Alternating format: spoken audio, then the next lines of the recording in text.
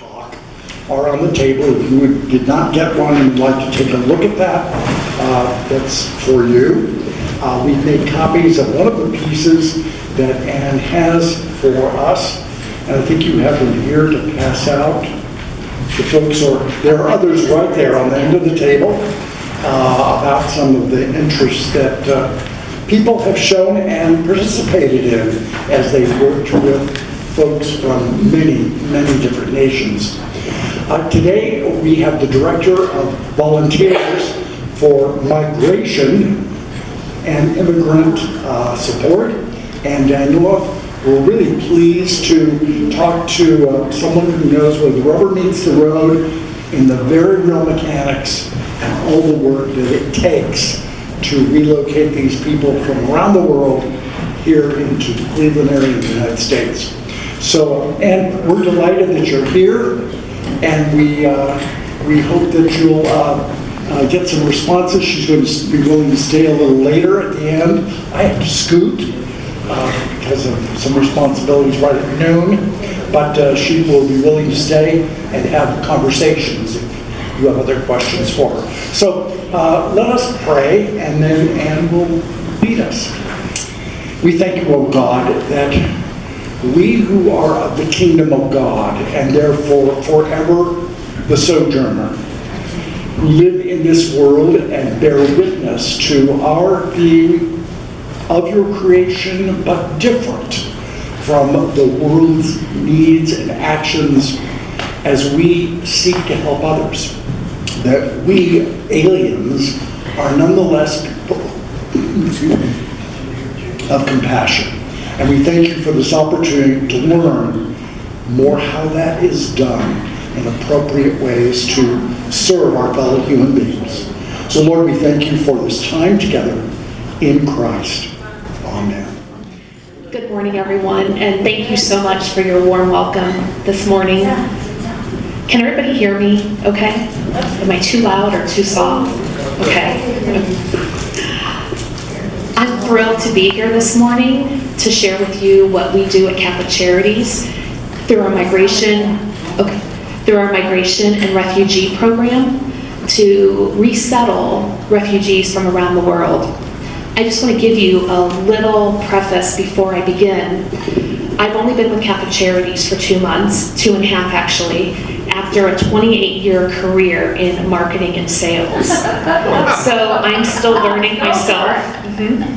I'm still learning about the work we do at Catholic Charities and about social services. So I'd like to make this conversational, and feel free to ask questions throughout the presentation. I'm happy to stay past noon, that's no problem, but I'd like to address questions as they come up through the presentation. So, my name is Anne. So again, thank you so much for your warm welcome. Because welcoming is what we do at Catholic Charities. We welcome the stranger, being guided by the gospel. So as we read in Matthew, "For I was hungry, and you gave me food. I was thirsty, and you gave me drink. I was a stranger, and you made me welcome." So that's the principle that guides us in migration and refugee services. Here's a little bit of what we're going to cover today. So I've taken several presentations that I do because I'm the volunteer coordinator at Catholic Charities. So I recruit, train, and place volunteer mentors with newly settled refugee families so that they can help them acclimate to their new lives in the United States. So this is kind of a culmination of what I call Refugee 101. It's just a base understanding of our refugee program, and then the critical component of what mentors do, because they really are the extension of what we at MRS do. And MRS stands for Migration and Refugee Services. So we're going to cover what our mission is, how and what a mentor is and who they serve, timelines, boundaries, guidelines, etc. And that can expand into many different things too. Our mission is also, in addition to being provided by the gospel, falls under the leadership of the Bishop of Cleveland, Bishop Malesic, the gospel, and then Catholic Charities overall, and our guiding principles. Since 1948, Catholic Charities has been placing and resettling refugees from around the world into Northeast Ohio. So we have a very deep, rich, storied history of helping people build new lives from around the world. And our vision is to make a world that is touched by God's love, where we do eliminate segregation, poverty, need, and we allow all people to share justly in all of God's blessings. And our values are the dignity of people, of person. And that's the most important one, because people will often ask me, well, do you guys work with documented workers or undocumented refugees? We don't draw a line in the sand, because every single human being, because of their humanity and their dignity of person, deserves our help and our assistance. So to us, we don't care if they're documented or undocumented. However, the program that I'm going to be speaking about today does focus on coming through the United States, State Department, Homeland Security, and FBI, and being fully vetted through there, going down into the United States Conference of Catholic Bishops, which is who we report to as Catholic Charities. But I do want to make that clarification that overall, we help all refugees. And how many might that be in a given year? That's a great question. So we resettle approximately 400 refugees a year, and that's just Catholic Charities. And that number will probably go up to about 450 this year. You work with St. Herman's? I always just go to St. Herman's every once in a while. Not that I'm familiar with at this point. Haven't done anything with them yet. So I expect about 450 refugees, and those could be single cases. This area, right? Pardon? This area. Just through Catholic Charities, because there are other organizations in Northeast Ohio that also resettle refugees. So we just do 400 a year. In Cleveland? In Northeast Ohio. What is the role of Migration and Refugee Services? So reception and placement is actually very broad. When we find out that we're getting a case of clients, and that's how we refer to them, because they could come from all over the world, we typically have just a few days, maybe a week, to find housing for them. We work with St. Ambrose Parish in Brunswick. They do all of our home setups. And what that entails is actually going into an apartment or a home where we've rented on behalf of a family, cleaning it, setting up furniture, procuring that furniture. They buy and store and set up mattresses and beds for all new clients, as well as a basic list of minimum items. So you've got to have cleaning supplies, you've got to have personal hygiene items, you've got to have a towel for everybody, you have to have a seat around the table for each member of the family, you have to have a seat in the living room for each member of the family, you have to have a plate, a bowl, a cup, a glass, a fork, a knife, and a spoon for each member of the family. So there are all these basics, but it's a huge undertaking, especially when we get multiple cases in 1 week. And the week before Christmas, we had 5 cases come in. One was a family of 8. So you can see the undertaking this is, and how we rely on the community and houses of worship and other partners to help us do this. Yes? One more question. I'd like to know if you took in any Ukrainians. Yes, we do work with Ukrainians too. Yes. Yes, especially given the crisis going on there. So in addition to reception and placement then, we also help them with English as a second language, or English of speakers of other languages, or teaching English of languages of other speakers. And there are all these different names that you're going to hear for it, and it kind of changes through the years. But we help them assimilate to the United States through English program. And depending on which program they're enrolled in, after they arrive, it's almost a requirement that they have to attend English classes. We also help them with employment. So we have a match grant program where we pre-screen all people who are of age and who would be willing to work, to see what their background is, what their education is, what their interests are, and then we help them find employment. Because the ultimate goal to helping them build their new lives is what we call self-sufficiency. And we'll touch on this later in the presentation. Self-sufficiency means that they can actually take care for themselves and their families, work, pay their bills, move if they want to, buy their food, buy utilities, buy a car, but that self-sufficiency is the ultimate goal. Yes? What are the guidelines for parental care of their children while they're also employed? How old do kids? It depends by case. So we have to look at, are they of school age, where they'll be enrolled in school? How many children are there? Does a parent not have skill? Yeah. And is there a parent that doesn't have skills that would enable them to work? It's on a case-by-case basis. This is primary nationality is concerned. It's all, and I'll cover this later in the presentation, but there are refugees from around the world. And so over the last few years, certainly with the Afghan crisis and then now with the war in Ukraine, we're seeing a lot there, but we're seeing a lot of Syrians, we're seeing a lot of Afghans. We just received 2 single moms from Central and South America, all over. So in addition to the reception and placement, ESOL, and employment, we help with medical care that they might need. One of the families that arrived the week before Christmas was a Syrian family that had been living in Turkey. And it's a family with 4 children. And one of their young daughters was in dire need of a heart transplant. And so she was taken directly from the airport to the Cleveland Clinic by medical transport. And unfortunately, she passed after a week here. So she made the long journey from Turkey. She was at the best place in the world for heart problems, and unfortunately, she didn't make it. So in addition to them starting a new life in a new country, and they're what we consider a free case, meaning they don't have an anchor or a tie here, which is someone that they know, whether it be family or a friend. So we've put them in touch with a mosque who has been a great support system for them.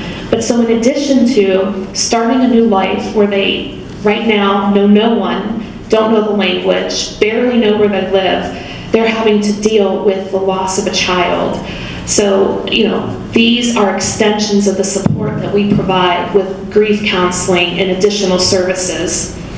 We also do other services set up. So we will help all refugees obtain state IDs, social security cards, food stamps, WIC if appropriate, or many other social programs meant to provide assistance to people who need it. Provide immigration legal services. And immigration legal services is not limited to just the refugees that we bring here.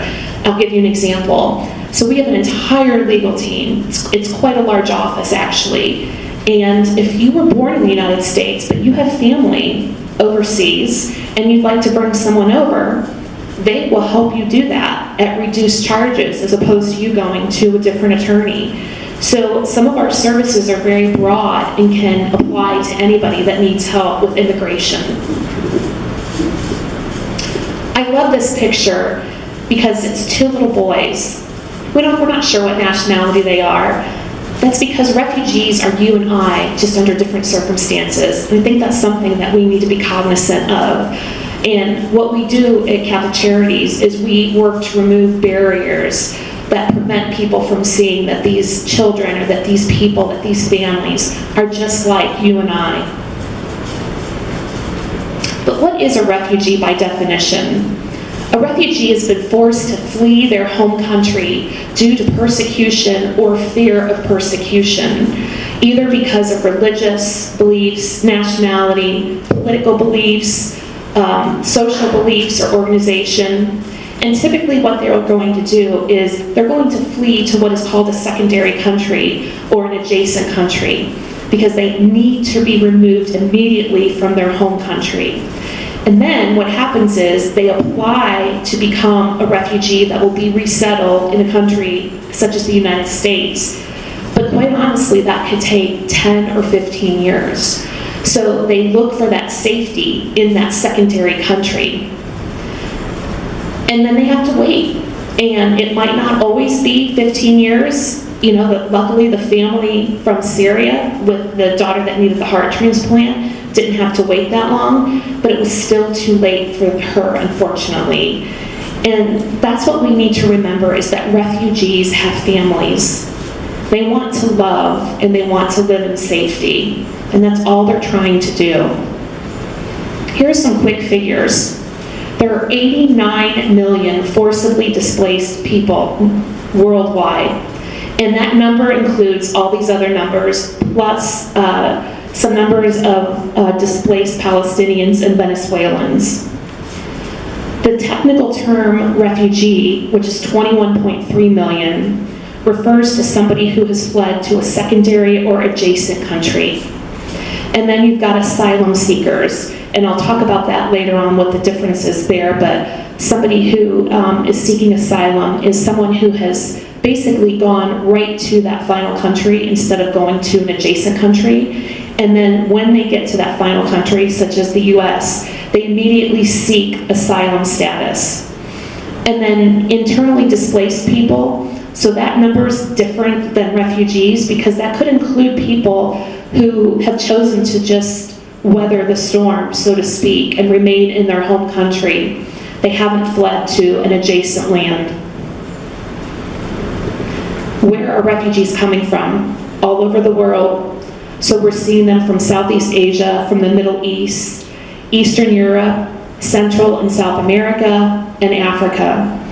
One thing to keep in mind, and I made that distinction at the beginning, that we don't draw a line in the sand in terms of documented or undocumented or that, but everybody that comes through the Migration and Refugee Services Program has been vetted by the government, and they are admitted indefinitely to the United States with a path to citizenship. Now, they have to work that path. It's not automatic, and they have to apply for that path, and they have to do all the things associated with that path, but that path exists for them. So that gives them kind of a leg up on even like asylees, people who come here and try to obtain asylum status. This is a picture of a refugee camp in Jordan. It's terrible. Look at that. That is a population of 80,000 people living in 2 square miles, and you can't even see that those are tents, and deplorable living conditions. And not all refugees live in conditions like this, but a lot do. And here's where I'd like to talk about what I consider are 2 journeys that refugees take. One is the physical journey. So they leave their home country, they go to an adjacent country, and then even to make it to the United States is a physical, arduous journey that takes its toll. But then there's an emotional journey once they arrive here, and I'm going to give you a first-hand account. Being that I'm new to Catholic Charities, part of my onboarding was back in November. I got to participate in an airport arrival, and that means when a family arrives, we have a case manager that goes and meets them with a hot meal, typically from their homeland, so from a local restaurant that makes food from their homeland, takes them to their home, gives them a brief introduction and some safety issues, because then they go back the next day and do a 24-hour visit. So I got to participate in one from a different Syrian family that had been living in Egypt. It was a mother and a father with 2 grown children. 26 and 22 were the kids. They had been living in Egypt for 10 years. So about half of those children's lives, they had been living to escape persecution in Syria. They are like family to me, and I am like family to them. And I understand and feel, and I've witnessed and can see firsthand what they've gone through coming here. It's not a matter of, oh, we're in the United States, we're safe, we have a warm place to lay our heads at night, we've got food to put in our bellies. It's now, they don't see all of the work going on in the background, all the work that case managers are doing, getting their state IDs, their social security cards, getting ready for their doctor's appointments, their screening for employment. And those first few weeks, the mother became depressed. The son has some issues, and he's struggling with that. we all go home at night, and some of us may go home alone, but we have television, we have internet, we have a computer, we have friends, we have a phone, and we do give a smartphone to each family too to help, but they have nothing. They each have arrived with a suitcase with all of their worldly possessions. And so now, for the first few weeks, but just especially depending on the time, so families that arrived just before Christmas, our office was closed for a 4-day weekend over Christmas and a 4-day weekend over New Year's. They didn't see what was going on in the background, and so they felt abandoned, and they felt like we weren't doing anything on their behalf. And we've heard families say, we want to go back, because they don't understand the work that we are doing. And so one component that I will be talking about that's an extension of what we do at MRS is our mentors, because they bridge that gap between the work that we do and the work that the family needs for connection. And so because of COVID, we haven't had mentors to assign to this family, so I've kind of been their unofficial mentor. So we place them in Euclid, so I'll go over there from time to time to spend time with them or take them to the grocery store or whatever their needs might be. But had I not experienced this firsthand, I think it would have been very easy to gloss over, well, they're here, they're safe. They have to understand that we can't do everything. We're at the mercy of all of these other government agencies, but that's not the case. This is the second journey that they endure, and it's a tough one because they think their prayers have been answered, and yet it's a new journey. Yes? What about making connections with other country refugees? And that's something we work on too. With this particular family, we had to place them in Euclid because the father had some medical issues that prohibit him from being able to take stairs. So we needed a bathroom and a bedroom on the same floor without a lot of steps to get into the house. And given the short time frame we had, based on the realtors that we work with, we were only able to find a house in Euclid. There's not a mosque over there, and we haven't been able to match them with anybody over in that side of town. And this has been difficult for them. They are begging us to bring them to the west side to live. So, this is another challenge that we face. So that's a great question. How are the neighbors responding to this? Okay, and I say that reluctantly because the boy who's 22 is really struggling with this. He has some learning disabilities in general, and then part of his luggage was left over there because it was overweight. And we have tried to get it. It's gone. He's fixated on this, and so he goes running down the street, sometimes at night, screaming that he's going to get on a plane and go back to Egypt to get his luggage. And some neighbors have called the police on him.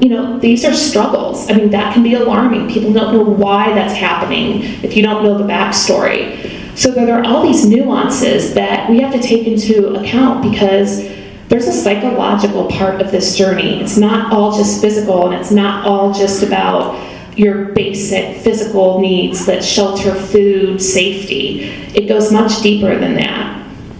And so while resettlement is the transfer of refugees at a physical place from that adjacent country to a country like the United States, it takes time, and it takes work, and it takes partnerships with people out in the community, such as yourselves, who would want to volunteer and become mentors to work with these families. Can you go back? I want to see the bottom line on that. Approximately 20 million in 2022. That would be in 27 different countries. Mm-hmm. Thank you. The resettlement process begins at the top level. Like I said, it's vetted through the Department of Homeland Security, through the FBI, and through the State Department. And let me show you this slide. This is just part of the screening process. So you will see that it is background check after background check after background check. It's years of phone records, it's fingerprinting, it's talking to their neighbors, it's looking at work histories, it's additional background checks, and it takes years to complete. This process alone typically takes 24 to 36 months. So after that they've been vetted, Then a volunteer agency, such as the United States Conference of Catholic Bishops, which is where Catholic Charities rolls up into, takes on a case, and then it's given to a resettlement agency, such as Catholic Charities, MRS. And typically, we're just given maybe a few days, maybe a week notice to be able to pull together housing, all those basic needs, getting a case manager up to speed with them, getting all of the, do they need medical transport because there's an immediate medical condition that requires attention. So a lot of work goes into this. Excuse me. Are there differences between the immigration, the refugees, and the, what's my thing? Asylees. Asylum? Are you dealing with all of them? Are those words interchangeable? No, and that, I've got a slide coming up that I'll explain exactly what all those terms So mean. who are you dealing with? So we are dealing with refugees who have been vetted by the State Department.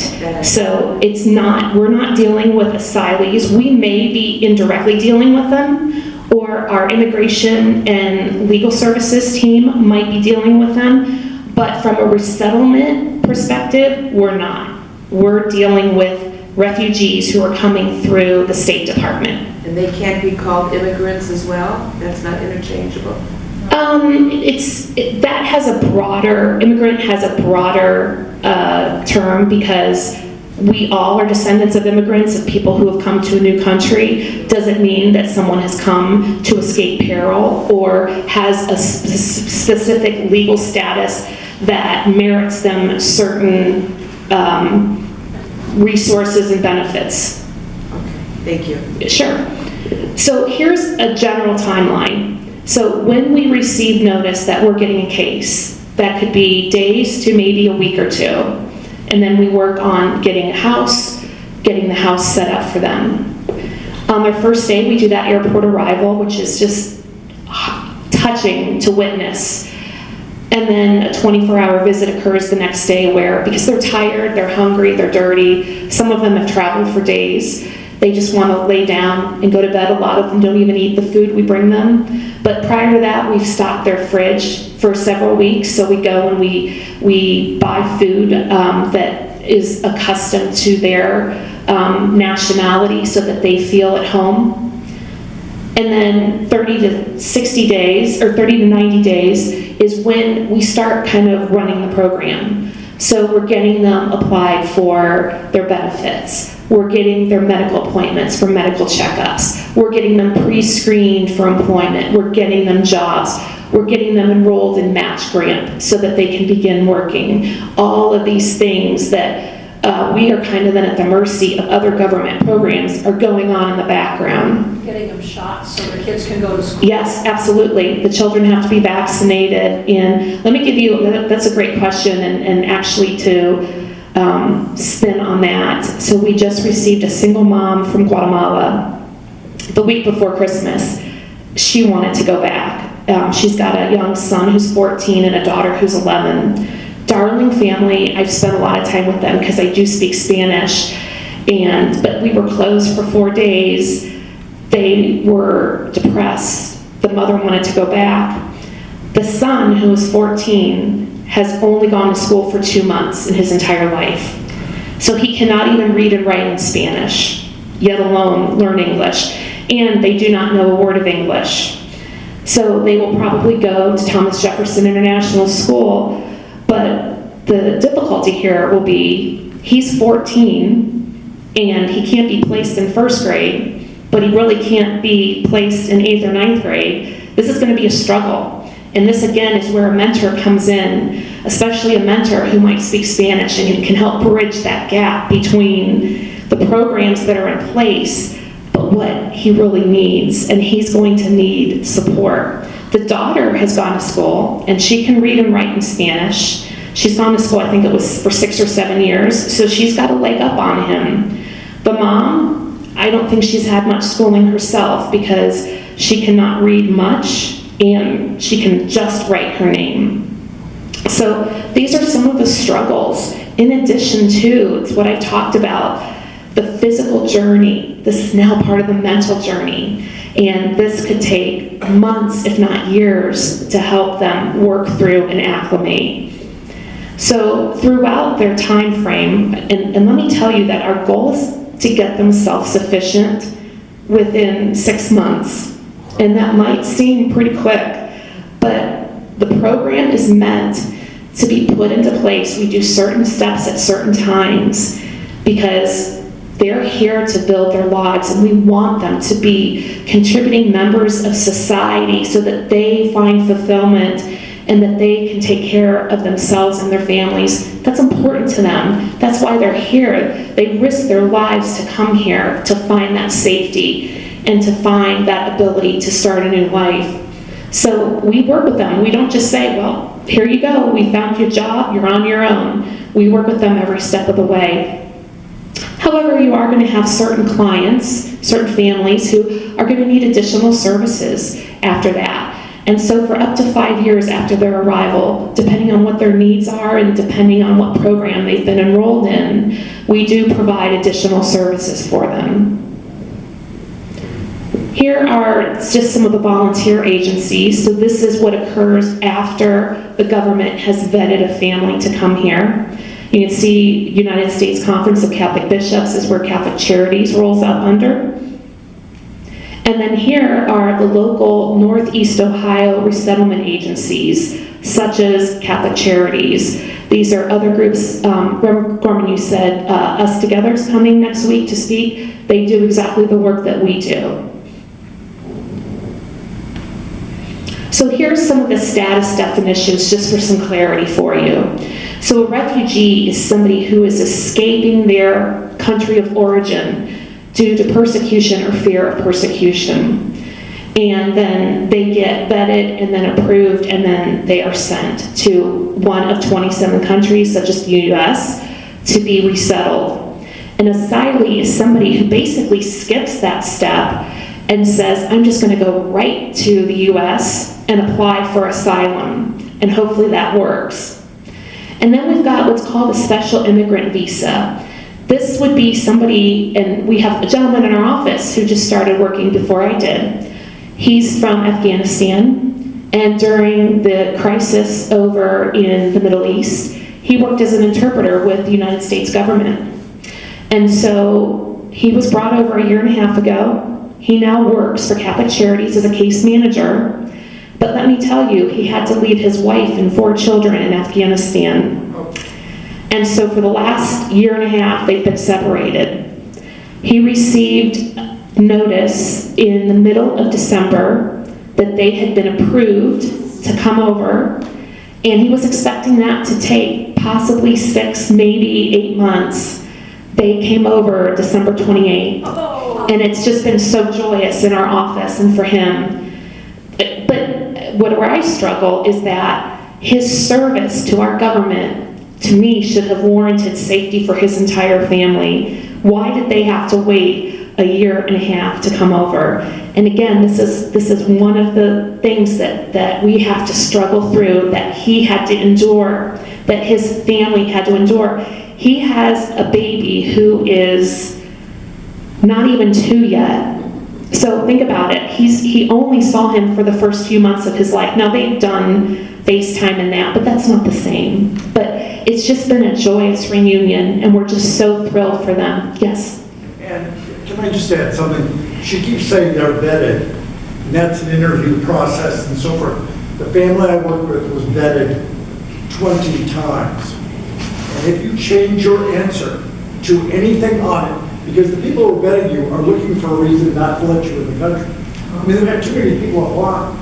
So if you change, imagine over 4 years, living in a tent, tons of paperwork you've been given, most of which you can't read in English. You've been vetted 20 times. If you change your answer to any question, you're probably out. And this Syrian man learned to shoot a gun. Guess why? He was in the military, because every male in Israel has to be in the army. That is such a red flag. Oh, we're going to let you in, and you know how to shoot a gun. Well, everybody knows how to shoot a gun if it's been in the military. I know how to shoot a gun. So these things are huge hurdles for them. And so when a president of countries, we just let them in, and I suppose some are nice. That is such BS, because they go through a horrific schedule to get here. That's a great point. And another thing people will ask me is, well, how do you decide which families get to come here? We don't get to decide. And, right, it's the government that decides that. And it's factors such as you just laid out. And I don't know how those decisions are ultimately made. I suspect that the family, the Syrian family with the daughter who recently passed because of her heart, that helped them get here sooner because of that.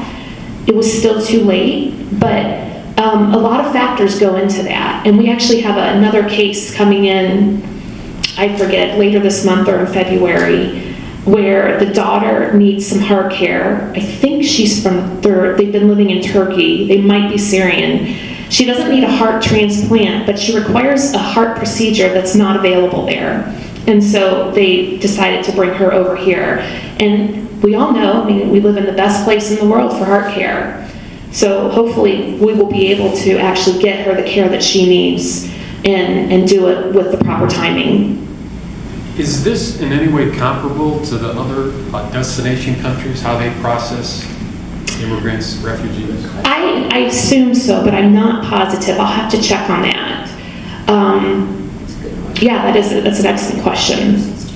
So let me check on that, and I'll get back with Reverend Gorman on that answer. And then we have another status. So in addition to the Afghan interpreter who worked for us, and his family was able to just come over, which we're so thrilled about, we also have Afghan and Ukrainian humanitarian parolees. And I think this is a terrible name because it assumes that we think of a parolee as somebody who is out of prison. And that's not what that means. It's more of a figurative term, that they are a parolee from the life that they were living in Afghanistan or Ukraine. Do you see the difference? They were victim to their homeland, and so they are seeking asylum outside of that. And typically, Ukrainians, we have found, have had some of the means or contacts here to help them come here. So that's why they don't have to go through the typical refugee process. The vetting is similar, not quite as extensive, and some of them might be on limited visas, but they can at least come here and they're eligible for a majority of the same benefits that refugees and asylees are too. So there are some differences, and I am not certain what some of those differences are. I'll be very frank with you. But they need to change that word. Yeah, oh, I wish they would. I just think it's terrible. Us. So after all of this, we will think no longer in terms of them or those, but only us. And that's what Pope Francis says. And I truly believe that, because back to that slide of those two boys, we can't think in terms of barriers. It's not about them or it's not about us. It's about all of humanity and the dignity of person and what we each want. And what refugees want is no different than what we want for ourselves and for our families. We want a safe place to live and to love. So I've talked about bridging that gap between the work that we do at MRS, but what that need for connection is with the families, especially those first few months where they're really struggling with that second journey. It's the psychological journey, it's the emotional journey. And this is where mentors really come into play here and can make a difference, because they're just an extension of the work that we do. And I'll tell you, it's very rewarding, just with the Guatemalan family and the Syrian family, that I've been their unofficial mentor. I can't tell you what it means to me. And had I not experienced it firsthand, I don't think I would truly understand the connection. And when I see them, the embrace is just, it's unreal. They are family to me. So there are many ways to mentor in the refugee community. You can work with them on their English skills. You can help tutor children. There's employment preparation. We help them put together resumes. We help them prepare for job interviews and job readiness classes, what to wear on an interview, how to behave. There's cultural orientation. There are just, for some of them, cultural norms and etiquettes that they don't understand, that in the United States we refrigerate certain foods, or that we have to lock our doors and windows, things like that, or how to do laundry after using soap, or there are a myriad of things that are not always obvious based on certain cultures. There's also driving to appointments. So we do what's called transportation training. We teach them how to ride the bus. We actually take them from their home, go on the bus with them to our office and back, so that they can feel comfortable with that. I speak Spanish, but I don't know that I want to go to, and I've been to Spain, but I don't know that I want to go to Spain and be responsible for getting myself to the grocery store on a bus and to a doctor appointment and to work on a regular basis. So I can't imagine how frightening that would be if it was where I didn't speak the language. I didn't understand the culture. So sometimes we drive them to a medical appointment or to a job interview. We're not meant to be chauffeurs, but it's kind of to help. And then also we like to provide financial guidance to them too. So as they're becoming self-sufficient, and there are different steps in their resettlement process where we pay for certain things, and then depending on the program in which they're enrolled, they pay for certain things. But then they're left to their own devices to determine what bills they pay and how. And they will need guidance on that so they don't lose their housing. And how to throw out junk mail and not get duped. Oh, absolutely. And what is junk mail, right? What do I need to act on? Everything's in red and alarm bells, and they come to us and say, I got this, what does this mean? And it's for a magazine subscription. So absolutely, that's an excellent example. The essential functions of a mentor are basically to be there as a friend, an advocate, and a guide. So you are helping them navigate this new life that they're building. And it might require somebody to help them cipher through their mail, or maybe they're having problems with the landlord where they're just not getting through. And that's also a case manager function too, but it helps to have somebody who's there on a more regular basis. So we ask mentors to spend 1 to 3 hours a week with each family for the first 3 months. And we find that they end up spending more because they find it as rewarding as the family does. And you really build a connection and build a bond. And it's a connection that goes both ways. Now, there are different types of mentoring. So people who are interested in doing any kind of mentoring, it doesn't have to be where you are assigned to a particular family for 3 months, because that can kind of be burdensome, especially if you're working or what your constraints are. So we have what we call individual mentoring, where you could be assigned to a particular family. We also have shared mentoring or family mentoring. So you could have several families who want to work with one particular family, and 1 week it's family A, and the second week it's family B. Or that could be among a group of people. But those first 3 months really are so critical, because that's where they're kind of looking for that guidance and that reassurance that everything is happening the way it's supposed to be. And to help them, we have to keep in mind certain things, that it's easy to want to do things for them, but we have to do things together with them, or they're never going to learn. We want to empower them and not enable them. So it's, again, not just doing everything for them to make life easy. As tough as that can be, they have to learn, and sometimes it's difficult. And to do that, we have to allow time. There's no substitute for time. And so sometimes we might be teaching them things over and over and over again, especially given a language barrier. And we like to encourage them, because that's just positive reinforcement.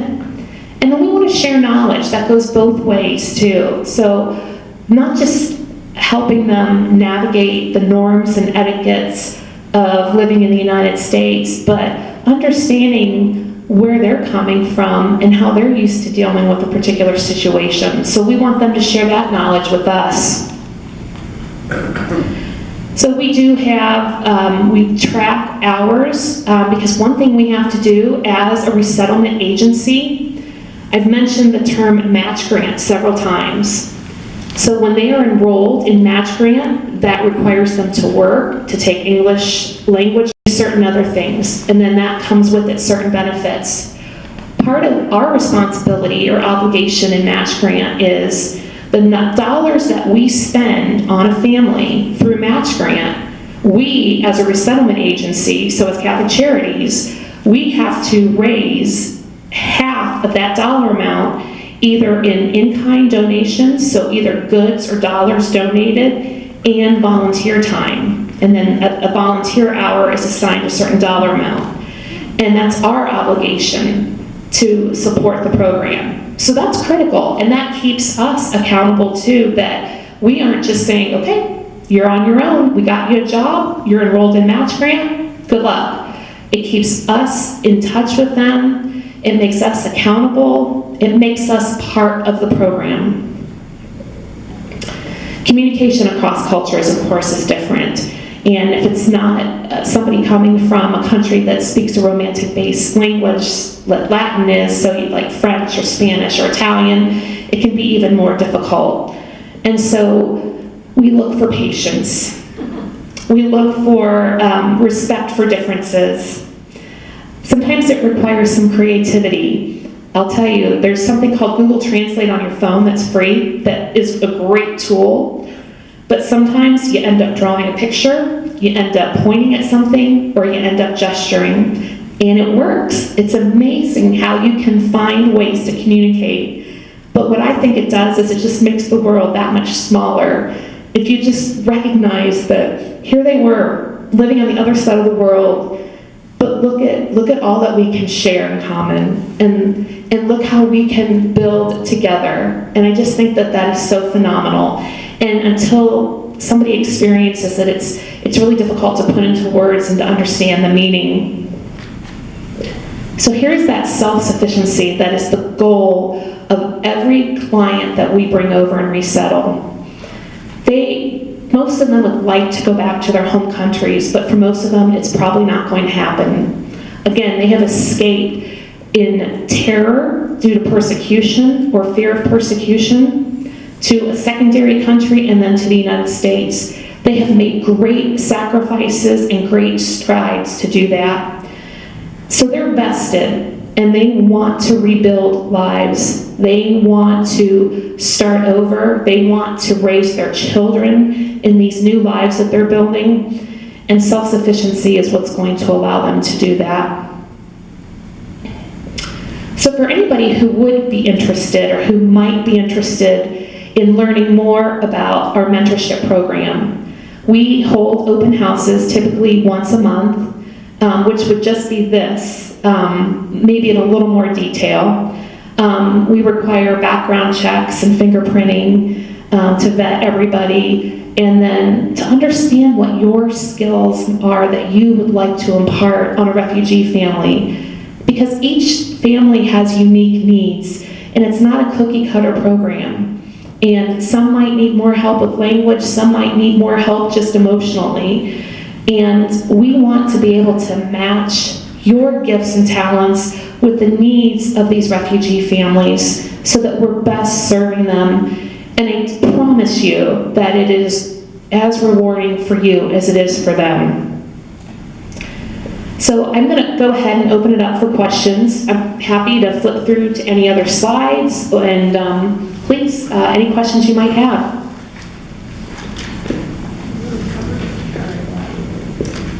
It's already a lot to think about. I think the one thing, you're talking about mentors. I think we should all be mentors. If I see somebody at Mark's, maybe that's an immigrant or whatever, or a refugee, and they need help, I'll help them. I know people don't accept that. I think the public needs education too, rather than this small group. And I don't know how you do it, but you know what I'm saying. You are absolutely right, and that's one of my roles is outreach. not just to getting mentors, but also education. So I have been reaching out to local houses of worship, local universities, and local high schools. I'll give you an example. So St. Ignatius, their sophomore boys have to do a service program. I think it's year-round, or for an entire year.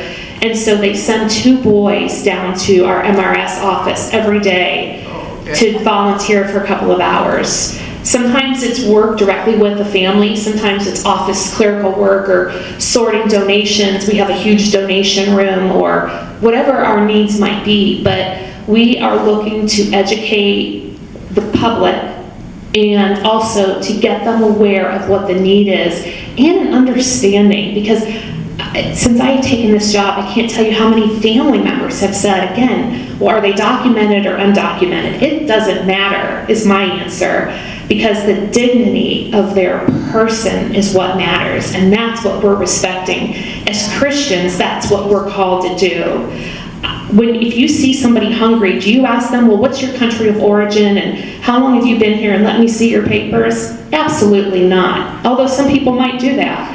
But we need to be aware there's a need. Somebody's got a basic need. How do you deny that? And it doesn't matter what their religion is. It doesn't matter what their culture is. It doesn't matter anything. Because of their humanity, they are entitled to help. You have a website that tells us what kinds of items people can donate. I'm thinking, Yes. so if you connected with every retirement community and got all the stuff people like us get rid of when we downsize, you'd have tons of stuff. So yes, it's on the, you know what, the handout there, and this website is actually to volunteer form to fill out. However, if you go to CatholicCharities.com and look up Migration Refugee Services, you will find several fascinating web pages that will tell you about the work that I just outlined, specific ways you can help, and goods that we're looking for. Because we do have a donation room in our office. We're located 7800 Detroit Avenue in Cleveland, just almost into Gordon Square, the St. Augustine Towers. We have a very small room, so unfortunately we can't accept furniture, but St. Ambrose accepts furniture because then they place the furniture in all the home setups. So there's a key component there.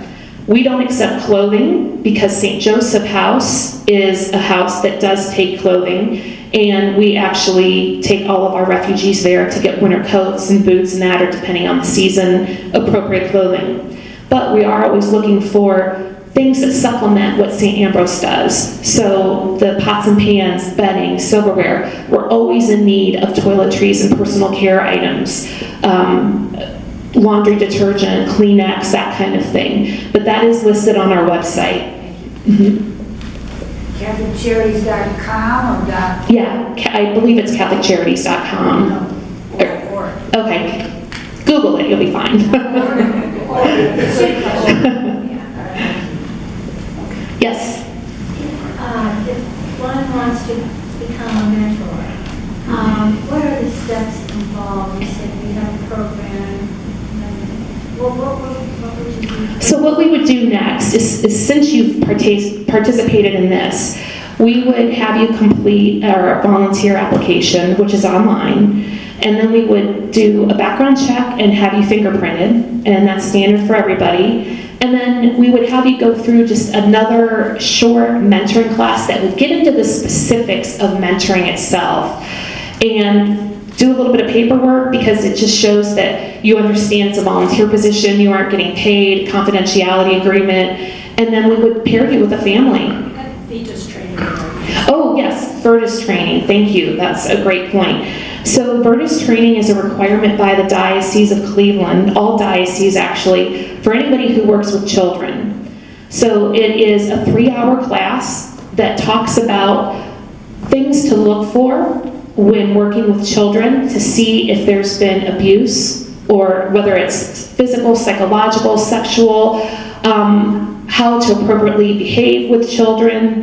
It is a requirement whether you're a coach. I teach Parish School of Religion at St. Mark. I had to go through it. It's a one-time 3-hour class that is required because most of these families do have children. Good idea. Thank you. Thank you so much. Thank you. Steve had to head over to Pennsylvania, but I really appreciate that you came and shared this with us. I can share our experience, with our refugee family, but that was so thorough. I'm amazed at how much you got in on that. Well, Thank and my you so business much. cards are by the door too. So if any of you have any questions or want to follow up with me at a later date, please feel free to. I'm open to And the anything. idea of pairing with another family is a really good idea, because then when you're gone for a week or a month, there's somebody to pick up the slack. So finding another individual to do this with you and getting your schedules to meld is a good idea. Anyway, stick around. She's got more time for questions. Thank you very, very much.